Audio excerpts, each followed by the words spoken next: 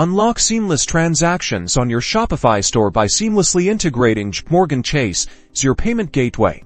First things first, log into your Shopify admin account. Once you're in, locate and click on the Settings option, usually found in the bottom left corner of your screen. Within the Settings menu, you'll see several options. Navigate to and select the Payments tab. This is where all your payment gateway configurations will happen. Here, you'll find a list of available payment providers. Scroll down to the third-party providers section. Look for the option to add a new payment provider or a similar button that allows you to connect with external gateways. In the search bar, simply type JPMorgan Chase. Shopify will then present you with the option to connect with JPMorgan Chase as your payment gateway. Now, you'll need to enter your JPMorgan Chase merchant account credentials. This typically includes information like your merchant ID and potentially API keys or other authentication details provided by JPMorgan Chase. Ensure you have this information readily available. Once you've entered the correct details and authorized the connection, you'll see a confirmation. JPMorgan Chase will now appear as an active payment option on your Shopify store. It's crucial to remember that for secure transactions,